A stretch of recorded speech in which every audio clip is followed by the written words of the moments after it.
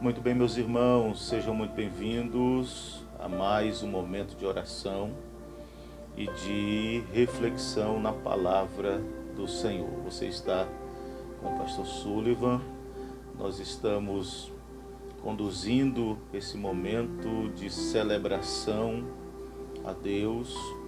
Louvamos ao Senhor pelos irmãos, pelas famílias que nos acompanham durante toda a semana, especialmente nas quartas e nos domingos, quando nós trazemos uma palavra pastoral, uma palavra de orientação aos nossos queridos e amados irmãos e às famílias que acompanham a nossa programação. Obrigado por estar conosco e você pode compartilhar, você pode comentar, deixar o seu pedido de oração. No final nós estaremos orando e abençoando a sua vida. Vamos falar com Deus. Pai, nós bendizemos o teu santo nome, nós exaltamos ao Senhor, somos gratos pela sua misericórdia, pelo seu favor, por todas as coisas que o Senhor tem feito por nós. Não merecemos, mas somos gratos, Senhor. Eu abençoo a vida dos meus irmãos que estão acompanhando esse momento, que estão orando, e sobre eles que a graça do Senhor repouse, que haja vitória, saúde, prosperidade e paz, em nome de Jesus. Muito bem, meus queridos, nós estamos aí no meio da semana e crentes de que o Senhor está conosco, de que a presença do Senhor é com a nossa vida. Quero lembrar aos nossos amados que aos domingos, às 19 horas, nós estamos no templo sede da Assembleia de Deus Celebração Familiar, em nosso culto da família. Domingo passado tivemos um culto maravilhoso, em homenagem aos pais, e uma palavra de orientação, uma palavra de despertamento. Também um momento de oração, algo muito poderoso da parte do Senhor sobre as nossas vidas. E nesse domingo eu quero te convidar, se você não faz parte do grupo de risco, se você está bem de saúde, você vai estar no templo com a sua Bíblia, com a sua máscara. Na entrada do templo você vai higienizar as suas mãos. Nós temos lá um grupo de obreiros que está com álcool, o álcool 70 na mão, o álcool em gel, que você pode fazer a higiene das suas mãos, entrar no templo com a sua máscara colocada e tendo ali o distanciamento. Nós estamos cumprindo as regras estabelecidas no decreto do governo do nosso estado. E nós queremos te convidar. A vida precisa seguir, nós precisamos avançar, precisamos prosseguir. Você há de convir que as coisas estão acontecendo na esfera dos negócios, os mercados, os bancos, as pessoas estão procurando dar sequência aos seus trabalhos. E principalmente nós precisamos parar e pensar sobre a manutenção da nossa fé.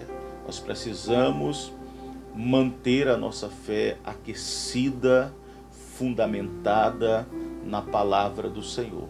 E a palavra do Senhor nos diz, quando o salmista manifesta a sua alegria: me alegrei quando me disseram, vamos à casa do Senhor. O templo é o lugar de oração, um lugar específico onde nós oramos, onde nós comungamos, onde nós festejamos ao nome de Cristo e somos edificados. Então, não fique buscando desculpas para não estar no templo. Você precisa estar além das circunstâncias e crer naquilo que o Senhor tem nos prometido. Nós, em cumprindo as regras, as normas, nós certamente estaremos guardados e principalmente escudados na fé que temos em Deus. Queremos lembrar aos nossos líderes que na sexta-feira nós teremos um encontro de lideranças no nosso templo sede às 19 horas. E eu quero contar com a presença de todos os nossos líderes. Abra sua Bíblia em Mateus capítulo 18. Mateus capítulo 18 diz-nos assim a palavra do Senhor. Naquela mesma hora chegaram a Jesus os seus discípulos e perguntaram: quem é o maior no reino do céu? E Jesus, chamando uma criancinha, colocou-a no meio deles e disse: na verdade eu vos digo que, se não vos converterdes e não vos tornardes como crianças, de modo algum entrareis no reino do céu. Portanto, todo aquele que se humilhar como esta criancinha, esse é o maior no reino do céu. Nós temos aqui palavras certeiras de Jesus. Há indagações dos discípulos, há perguntas lançadas pelos discípulos. Jesus está realizando a obra do Pai, curando as pessoas, libertando as pessoas, ensinando acerca do reino dos céus, mostrando o caminho da salvação, mostrando os princípios do reino. E de repente, os seus discípulos, com tantas experiências, com tantos ensinos não só através de palavras, mas de atitudes concretas do próprio Cristo, quando se dispunha a servir, quando deixou o seu trono de glória, se despiu de toda a sua glória para estar aqui na condição de homem, sofrendo dores, privações, sentindo sede, sentindo fome, dormindo na popa de um barco de tanto cansaço.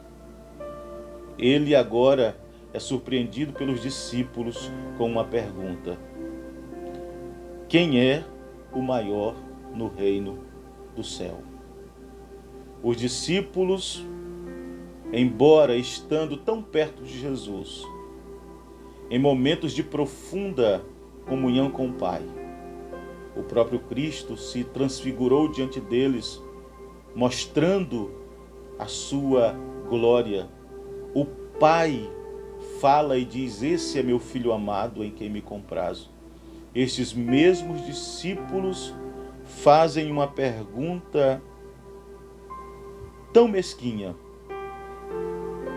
uma pergunta tão natural, tão humana, e diz: quem é o maior no reino dos céus?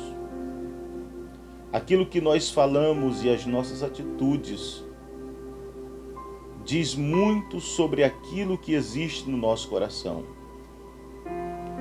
A Bíblia diz que o que sai da nossa boca tem a ver com aquilo que está dentro do nosso coração. E é no coração do homem que está o adultério, a mentira, a prostituição, o desejo de vingança, o desejo de querer ser maior, melhor, em detrimento do seu próximo, do seu semelhante. Essa pergunta mostra que os discípulos ainda não haviam compreendido a cultura do reino de Deus, os princípios do reino. Eles perguntam: quem é o maior? Veja bem que nós estamos vivendo um período de pandemia, um período de crise financeira, de crise emocional, e nós, como seguidores de Cristo, ainda temos atitudes mesquinhas, pequenas, indignas daqueles que se dizem seguidores do Senhor. Muitas e muitas vezes nós estamos caminhando na mesma direção, nós somos ensinados, nós somos treinados desde pequenos a buscarmos os melhores postos, e não vamos entrar nesse mérito, nessa questão, mas nós estamos sempre em busca de querer ser melhor, de querer superar. E às vezes nós confundimos isso e agimos de maneira equivocada no reino dos céus, com relação às coisas de Deus. O Senhor Jesus, de modo concreto, pega uma criança, coloca no meio deles e diz: aquele que não se converter, aquele que não se converter. Então, o primeiro processo na nossa vida espiritual é de conversão, é de mudança de direção, é de mudança de comportamento. Conversão implica em mudança de vida, em mudança de pensamento, em mudança de coração, de mentalidade. Paulo diz: não vos conformeis com esse mundo, mas transformai-vos pela renovação do vosso entendimento. Romanos 12. Nós precisamos passar por uma renovação no nosso entendimento. O Senhor fala de conversão e depois de uma transformação, tornar-nos como crianças. Então nós temos aqui dois requisitos para que uma pessoa faça parte do reino dos céus: que ele passe pelo processo da conversão. Foram as palavras que Jesus disse a Nicodemos: você precisa nascer de novo, você precisa se converter. E aqui Jesus diz: vocês precisam se tornar como crianças, porque de outra maneira vocês não entrarão no reino do céu. Você quer? Se eu quero entrar no reino do céu, eu preciso passar pela conversão e me tornar como uma criança. Portanto, aquele que se humilhar como essa criancinha, esse é o maior no reino do céu. Então, que nós possamos entrar nessa dimensão espiritual e viver uma vida digna, profunda, íntegra e transparente diante de Deus e diante dos homens. Que Deus te abençoe. Eu abençoo a sua vida e eu concordo que haverá na sua vida transformação, mudança radical, e que você experimentará o melhor de Deus.